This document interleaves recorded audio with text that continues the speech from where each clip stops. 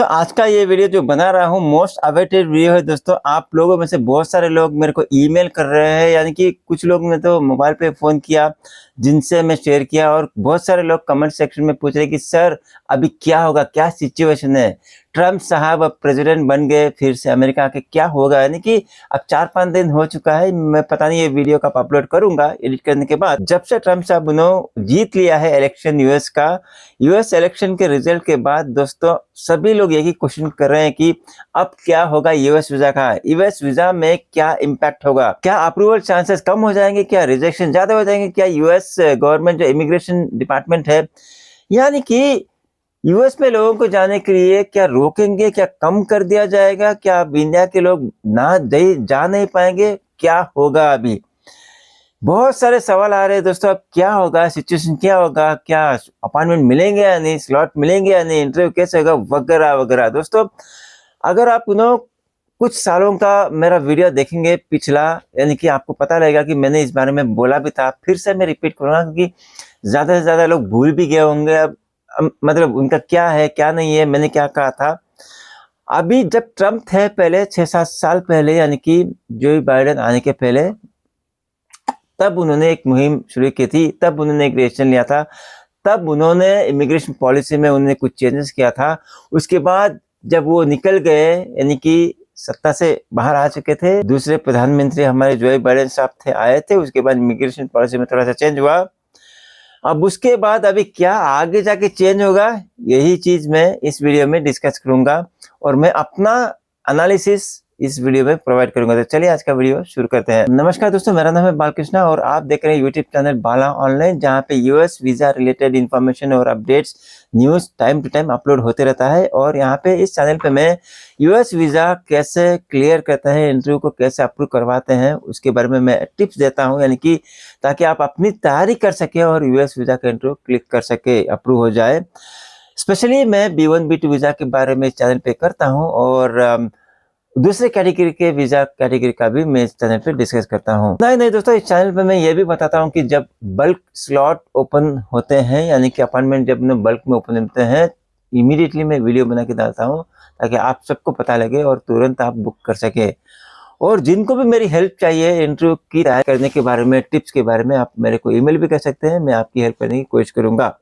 और किसी को आप में से कुछ लोगों को अगर दिक्कत हो रही है अपॉइंटमेंट लेने के लिए, अर्ली अपॉइंटमेंट लेने के लिए, जैसे दिसंबर का हो गया, अभी नवंबर है, नवंबर का हो गया, फिर जनवरी फरवरी का, सिंगल अपॉइंटमेंट हो, ग्रुप हो, या फिर एनीवेयर लोकेशन हो, या फिर आप जहाँ पे रहते हैं दिल्ली बॉम्बे डेडिकेटेड लोकेशन हो, आपको अपॉइंटमेंट लेने की दिक्कत आ रही है तो आप मेरे को ईमेल कर सकते हैं। इस मामले में भी मैं आपको हेल्प कर सकता हूँ, आपको अपॉइंटमेंट दिलवा सकता हूँ, या फिर गाइड कर सकता हूँ कि कैसे आप इमीडिएट अपॉइंटमेंट ले सकते हैं। तो चलिए टॉपिक में आगे बढ़ते हैं।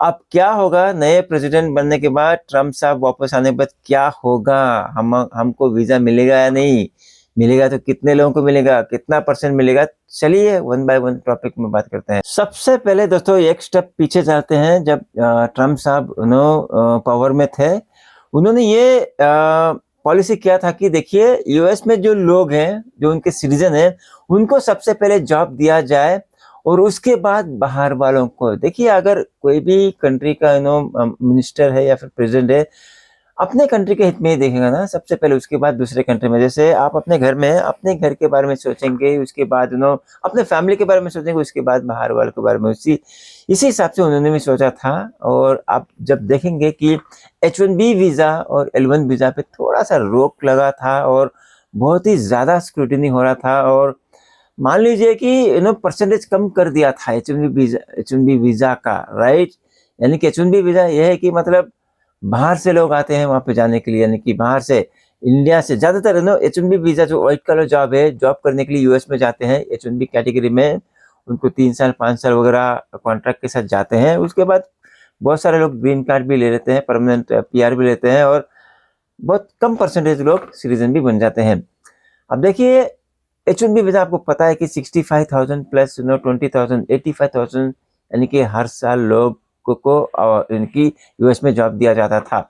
उसमें से दोस्तों 50% यानी कि मेजॉरिटी जो है इंडिया से और चाइना से ही जाते थे। यानी कि मैं टेक्निकली कहूँ तो इंडिया से बहुत बड़ा नंबर जाता था यूएस को H1B वीजा में जॉब करने के लिए, और कुछ हद तक L1 वीज़ा भी। अब आप लोगों को लगा कि H1B क्या है, L1 क्या है? देखिए दोस्तों, H1B होता है डायरेक्टली जॉब ढूँढने का कंपनी में, यूएस कंपनी में आप जॉब करते हैं, और वो थोड़ा-सा लॉटरी सिस्टम होता है।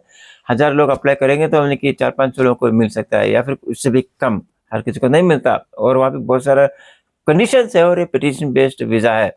और L1 है जो ट्रांसफ़र वीज़ा है दोस्तों, यानी कि इंट्रा कंपनी ट्रांसफ़र, यानी कि इंडिया में एक कंपनी है और वही कंपनी यूएस में है, जैसे माइक्रोसॉफ्ट है इंडिया में, माइक्रोसॉफ्ट यूएस में है, वो अपना ब्रांच में किसी एम्प्लॉय को ट्रांसफ़र करना चाहते हैं, वो इंट्रा कंपनी है। तो वहाँ पे क्या है ना, रिजेक्शन चांसेस कम है, लेकिन वॉल्यूम भी कम है, राइट? लॉटरी सिस्टम नहीं है। तो मेनली H1B वीज़ा में कम किया था, राइट? लेकिन जैसे मैंने कहा था, B1 B2 वीज़ा का वहाँ पे कोई ज़्यादा इम्पैक्ट नहीं था, क्योंकि B1 B2 वीज़ा में कोई वहाँ पे रहने वाला नहीं है। ट्रैवल करके आते हैं, किसी से मिल के आते हैं, या फिर मीटिंग करके आते हैं। ये पार्ट हुआ। अब आते हैं सेकंड पार्ट में, आज के दिन में। अब दोस्तों आज के दिन में ये है कि ट्रम्प साहब ने इलेक्शन जीत लिया, अभी वो प्रेसिडेंट बनेंगे और नौबत लेंगे, उसके बाद अपना पॉलिसी चेंज कर सकते हैं, और वो इमिग्रेशन पॉलिसी में भी गौर करेंगे। वो सोचेंगे कि मतलब क्या करना है, क्या नहीं करना है। क्या क्वेश्चन है कि क्या H1 वीज़ा को फिर वो कम कर देंगे? अभी तो 65,000 20,000 65 प्लस 20 85,000 है, और B1 B2 वीज़ा बहुत सारा ओपन है, कंपेयर टू 2-3 ईयर्स देखेंगे, पिछला साल भी देखिए B1 B2 वीज़ा क्रॉस हो चुका है, मतलब जो भी क्या बोलते हैं इश्यू किया था, वो नंबर क्रॉस हो चुका है। हर साल बढ़ते जा रहा है विजिटर्स, B1 B2 वीज़ा ज़्यादा से ज़्यादा अप्रूव कर रहे हैं। H1B वीज़ा तो उतना ही था 85,000, वो इतना ही है, अब कम होगा ज़्यादा होगा वो बात की बात है। L1 भी मतलब ज़्यादा चेंज नहीं हुआ। क्या अब आगे जाके चेंज होगा? नहीं दोस्तों, ज़्यादा नहीं। किसमें? मैं वन बाय वन जाऊँगा। सबसे पहले बात करते हैं H1B वीज़ा की। देखिए दोस्तों, जैसे ट्रम्प का यानी कि मानना है कि पहले हम अपने कंट्री के सिटीजन को जॉब देंगे, उसके बाद बाहर वालों को, सही है। अब इमीडिएटली H1B वीज़ा में वो 65,000 जो था बाहर वालों के, इमीडिएटली कम कर देंगे? नहीं, टाइम लगेगा। अगर कम भी करना चाहते हैं तो ड्रास्टिकली, यानी कि 20,000 तो छोड़िए, वो जहाँ पे पढ़ के वहीं पे पढ़ के करते हैं। टोटली 85,000 मैं बात करूँगा, 65,000 का। हाँ, आगे जाके वो 20,000 में भी कम कर सकते हैं, मैं परसेंटेज से बात करूँगा। ड्रास्टिकली वो ज़्यादा परसेंटेज कम नहीं कर पाएँगे। अगर ड्रास्टिकली कम करेंगे तो टैलेंट का कम हो जाएगा, और टैलेंट यानी कि सिर्फ अपने ही देश में नहीं है ना, इस यूएस में नहीं है, बाहर से लाते हैं टैलेंट, तो ढूँढना मुश्किल हो जाएगा, और एक ही बार वो 100% कम नहीं कर सकते। जैसे कि मैंने बोला 85,000 में हो सकता है कि यानी कि 10,000 कम करे, फिर भी 75,000 लोगों को बाहर से लाना ही पड़ेगा, राइट? तो अगर मेरा एनालिसिस है कि इमीडिएटली कुछ टाइम के लिए कम नहीं करेंगे। H1B वीज़ा जितना अप्रूव होता है, जितना रिक्वायरमेंट है उतना ही करेंगे, कुछ सालों तक, शायद एटलीस्ट मिनिमम 1-2 साल तक, और L1 वीज़ा जितना क्वांटिटी है उतना रखेंगे। और जो B1 B2 वीज़ा में अभी आऊँगा मैं, उस साइड में रखिए। और दूसरी बात, सिर्फ ये H1B वीज़ा जो 100% जॉब के लिए जाते हैं, इंटरकंट्री ट्रांसफर L1 के लिए जाते हैं, उनका कम नहीं करेंगे, करने से भी थोड़ा-सा परसेंटेज करेंगे। और अब बात करते हैं कि मतलब जो लोग 20,000 जो लोग हैं, जहाँ पे जो लोग वहाँ पे जाके पढ़ के वहीं पे जॉब ढूँढते हैं, या फिर सिटीज़न जॉब ढूँढते हैं, उनको भी ड्रास्टिकली कम नहीं किया जाएगा, राइट? अब क्या होगा? मान लीजिए साहब ने इमिग्रेशन पॉलिसी में चेंज किया और बोला कि देखिए अब बाहर वालों को लाने के लिए कम कीजिए, राइट? हाँ, मान लीजिए 10%, पहले साल में 10% कम कर रहे हैं, यानी कि 10,000 लोग, अप्रॉक्सिमेटली 8,500 से 10,000 लोग, वो दोनों में कम होगा। यानी कि जो बाहर से जा रहे हैं H1B वीज़ा में, इंडिया से हो, चाइना से हो, बाहर कंट्री से हो, उसमें 10% कम करेंगे, प्लस जो पढ़ाई करने के लिए जाते हैं वहाँ पे F1 वीज़ा पे, या फिर कोई स्टूडेंट वीज़ा पे, वहाँ पे जॉब करने के बाद वहीं पे जॉब ढूँढते हैं, पढ़ाई करने के बाद जॉब ढूँढते हैं, वहाँ पे भी कम होगा, इक्वली कम करेंगे। लेकिन ड्रास्टिकली 50% कम नहीं करेंगे, वगैरह-वगैरह, यानी कि उनको मुश्किल हो जाएगा। अगर कम भी करना चाहते हैं, कंपनीज़ को भी प्लान करने पड़ेगा, राइट? कंपनीज़ लोग डायरेक्टली 65,000 लोगों को या फिर 85,000 लोगों को डायरेक्टली जॉब से निकाल देंगे, और जो भी नोटिस देके, इतना हायरिंग इतना आसान नहीं है, उतना जल्दी वो रिफिल नहीं कर पाएँगे, उतना जल्दी वो राइट टैलेंट को ढूँढ नहीं पाएँगे। इसलिए इमिग्रेशन पॉलिसी जब चेंज करने की आएँगे, वो टाइम आएगा, तो मतलब ड्रास्टिकली चेंज होगा, ग्रेजुअली चेंज होगा। तो जो भी H1 वीज़ा में वहाँ पे जॉब कर रहे हैं, L1 पे कर रहे हैं, मतलब ज़्यादा घबराने की ज़रूरत नहीं है। बी काम, जो भी होगा ग्रेजुअली होगा और थोड़ा-सा कुछ इम्पैक्ट होने वाला भी है। आपको एनफ टाइम मिलेगा डिसीजन लेने के लिए। अब स्टूडेंट्स वीज़ा के बारे में बात करते हैं। देखिए, स्टूडेंट्स वीज़ा के बारे में ज़्यादा कमेंट नहीं किया गया है, ज़्यादा न्यूज़ नहीं है, ज़्यादा अपडेट नहीं है। पहले जो था स्टेटस वो भी बताऊँगा, अभी भी स्टेटस क्या हो सकता है वो भी बताऊँगा। स्टूडेंट्स के लिए ज़्यादा चेंजेस नहीं होगा क्योंकि वो तो एजुकेशन का है, मतलब उसमें ज़्यादा चेंजेस नहीं करेंगे क्योंकि वो एनकरेज करते हैं एजुकेशन के लिए, सारे लोग दुनिया में एनकरेज करते हैं। I don't think there will be a change in F1 visa, right? अब देखिए, सोचिए कि अभी कंपनीज, बिजनेस, अब इकोनॉमी में बात करते हैं, इकोनॉमिक्स में। अब ये आप लोगों के भाई मैं कौन हूँ, भला ऑनलाइन, भला ये कौन इकोनॉमिक्स में बात कर रहा है, क्या इसको पता भी है? भाई साहब, अगर आप मेरे से इस चैनल पे पहले से जुड़े हैं तो आपको बता दूं कि मैं फाइनेंस प्रोफेशनल हूँ, डबल मास्टर से, मल्टीपल डिग्री से मेरे पास, तो मैं थोड़ा सा इकोनॉमिक्स में भी बात कर सकता हूँ। अब मान लीजिए कि इमिग्रेशन पॉलिसी में चेंज हुआ, लोगों को बाहर से लाना कम कर रहे हैं, तो कंपनीज क्या करेंगे? कंपनीज का कॉस्ट भी बढ़ेगा, राइट? अब इंडिया चीप लेबर है, चाइना भी चीप लेबर है, इंडिया के बाहर भी बहुत सारे कंट्री चीप लेबर है। अब कम करके अब यूएस में ही जॉब देना शुरू करेंगे, उनका कॉस्ट बढ़ जाएगा, राइट? यानी कि तो कंपनीज भी डायरेक्टली मानेंगे नहीं, कंपनीज भी ओपोज करेंगे, पॉलिटिक्स होगा। तो इतना आसान नहीं है सब कुछ चेंज करने का दोस्तों, इतना आसान नहीं है। तो उतना कॉस्ट ऑफ लिविंग यानी कि वो भी सोचेंगे। अब देखिए, वहाँ पे एक तरफ से जॉब दे या कंपनीज को अपने न्यू एम्प्लॉयज को, लोकल एम्प्लॉयज को यानी कि 10 टाइम सैलरी दे या फिर प्रॉफिट पे करे, क्या करे? इतना आसान नहीं है। तो ये मतलब मोटा मोटी यानी कि मतलब ओवरऑल ये ग्रेजुअली चेंज होगा, ठीक है? ये रहा H1B वीजा का, L1 वीजा का, F1 वीजा का। ज्यादा चेंज इमीडिएटली नहीं होगा, सो रिलैक्स। अगर कोई चेंज होगा तो भी टाइम लगेगा और ग्रेजुअली होगा, कोई भी रॉकेट की तरह चेंज नहीं होने वाला। अब बात करते हैं B1 B2 वीजा के लिए। दोस्तों, अगर क्वांटिटी में देखा जाए, नंबर्स में देखा जाए, B1 B2 visa is the highest, लाखों में इश्यू किया जाता है एवरी ईयर और लाखों में अप्रूव होता है। लाखों लोग यानी कि दुनिया से यूएस में जाते हैं और आते हैं इन एंड आउट होता है। और इंडिया की भी ले लीजिए, इंडिया में भी लाखों लोग हर साल यूएस को जाते हैं, यूएस में जाके वापस आते हैं, राइट? पिछली बार भी जब इमिग्रेशन पॉलिसी चेंज हुआ था, B1 B2 वीजा में ज्यादा चेंजेस नहीं हुआ। आगे जाके भी अभी भी अगर यानी कि इमिग्रेशन पॉलिसी में चेंज हुआ, B1 B2 वीजा में नहीं होने वाला है। क्यों? क्योंकि देखिए, B1 B2 visa non immigrant visa है, वहां पे आप रह नहीं सकते। ये टेम्पररी वीजा है, वहां पे जॉब नहीं कर सकते, थोड़े से टाइम के लिए वहां पे जाके वापस आ सकते हैं, यानी कि घूमने के लिए जाके आ कर सकते हैं। घूमना देखिए, 1 हफ्ता 2 हफ्ता घूमेंगे क्या, महीनों महीनों 1 2 साल तो घूमने के नहीं, राइट? लॉजिकल है। और किसी मिलने के लिए जाना है तो यानी कि 1 हफ्ता 2 हफ्ता, मैक्सिमम 1 महीना मिल के आएंगे।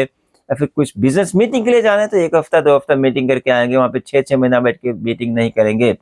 तो टेम्पररी वीजा है, तो इसमें ज्यादा रोक टोक नहीं होगा, आपको घबराने की जरूरत नहीं है। और मान लीजिए पॉलिसी में चेंज करने वाले कि भाई B1 B2 वीजा का भी कम कीजिए, 50% कम कीजिए, आधे लोगों को आने मत दीजिए। अगर पिछले साल 10 लाख लोग आ रहे थे, इस साल 5 लाख लोग, भाई साहब उसमें ड्रास्टिकली रेवेन्यू भी कम हो जाएगा। यानी कि टूरिज्म से जो इनकम आता है यूएस को, वो ड्रास्टिकली कम हो जाएगा। कोई कंट्री चाहेगा क्या ऐसा करने के लिए? नहीं। हर ज्यादातर कंट्री टूरिज्म को बढ़ावा देते हैं, वो एक जरिया है इनकम का, राइट? और इकोनॉमी, सबसे बड़ा इकोनॉमी यूएस में है, तो मतलब हब है इकोनॉमी का, तो ट्रैवल इज ए मस्ट। तो B1 B2 वीजा को कोई रोक टोक नहीं होगा। मैं ये चैलेंज करता हूँ, ये वीडियो, ये डेट नोट कर लीजिए, 1 साल के बाद 2 साल के बाद फिर रिव्यू कीजिए। ट्रैवल यानी कि बढ़ेगा, टूरिज्म का बढ़ेगा, यानी कि B1 B2 वीजा का नंबर बढ़ेगा। ग्राफ ऐसे ही आ रहा है हर साल से, आप देख के चलिए, ग्राफ ऐसे ही जाएगा, ऐसे नहीं जाएगा, नीचे नहीं जाएगा या फ्लैट नहीं होगा। B1 B2 वीजा का ग्राफ ऊपर ही जाएगा। हाँ, H1B वीजा का देखिए तो फ्लैट है। हाँ, हो सकता है कि ऊपर जाए धीरे से फ्यूचर में, मुझे नहीं लगता है कि नीचे आएगा। L1 का भी उतना ही है, राइट? अनलेस अगर कोई कंपनी या कोई लोग वायलेशन करते हैं H1B वीजा का, L1 वीजा का, या फिर जो भी स्टूडेंट्स लोग F1 वीजा का, नीचे आएगा। अगर कोई वायलेट नहीं करते हो तो ऊपर ही जाएगा। B1 B2 visa very simple, graph ऊपर ही जाएगा क्योंकि ये नॉन इमिग्रेंट है, वहां पे आपको रहना नहीं है। और जितना ज्यादा लोग जाएंगे उतना ज्यादा इकोनॉमी ट्रैवल का जो भी है सोर्स ऑफ फंड बढ़ेगा, ट्रैवल इकोनॉमी बढ़ेगा। और अब आप आते हैं आपके पर्सनल क्वेश्चन पे, सर अब क्या होगा, मेरा अप्रूव होगा नहीं, ज़्यादातर अब रिजेक्ट करेंगे या नहीं, अप्रूव करेंगे नहीं। देखिए दोस्तों, अप्रूव ज़्यादा चांसेस हो रहे हैं, मतलब ज़्यादा नंबर में अप्रूव हो रहे हैं।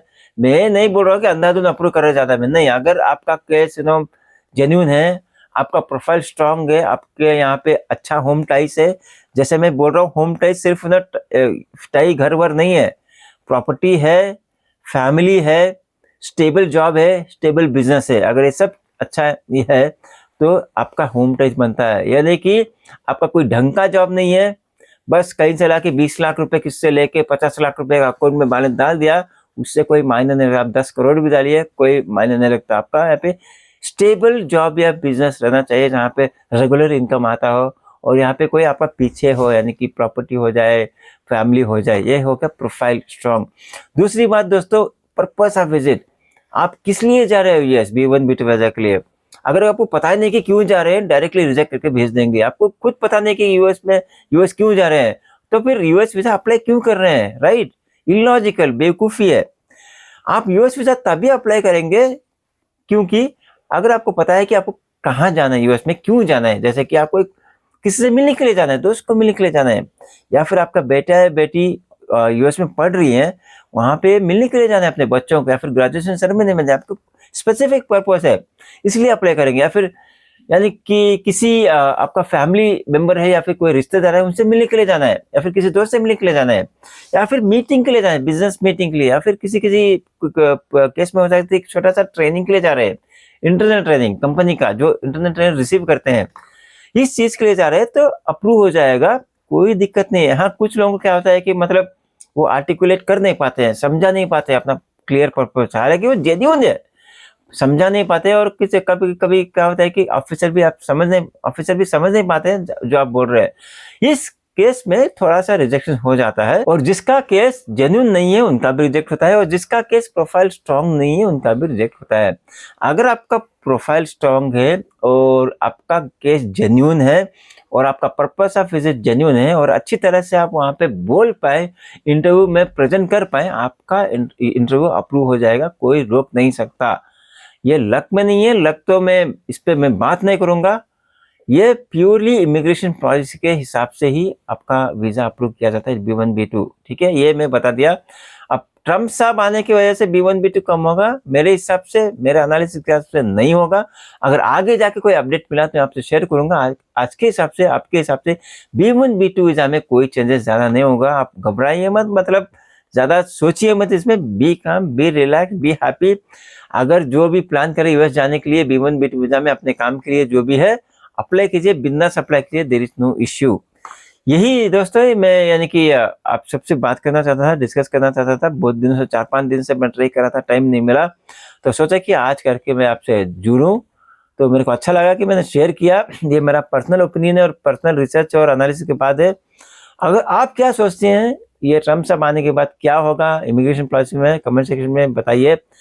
उस कमेंट ज़्यादा से ज़्यादा किस टॉपिक में कमेंट आएंगे, उस टॉपिक को पिकअप करके फॉलो एक वीडियो बनाऊंगा, उस पर भी हम डिस्कस करेंगे।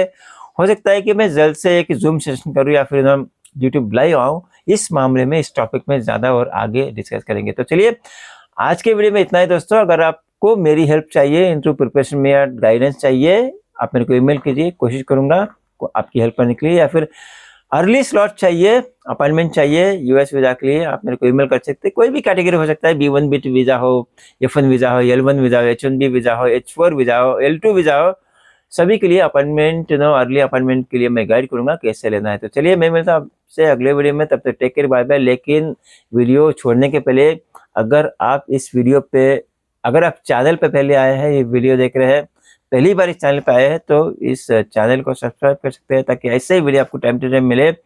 और जो भी एग्जिस्टिंग पीपल है, जो चैनल मेंबर है, हमारे फैमिली मेंबर है, अगर ये वीडियो अच्छा लगे तो लाइक कीजिए। जो भी इस अपडेट को वेट कर रहे हैं देखने के लिए, ट्रम्प साहब आने के बाद क्या होगा, उनसे शेयर कीजिए ताकि उनको भी पता चले। तो चलिए, फाइनली मैं मिलता हूं आपसे अगले वीडियो में बहुत जल्द। तब तक टेक केयर, बाय बाय।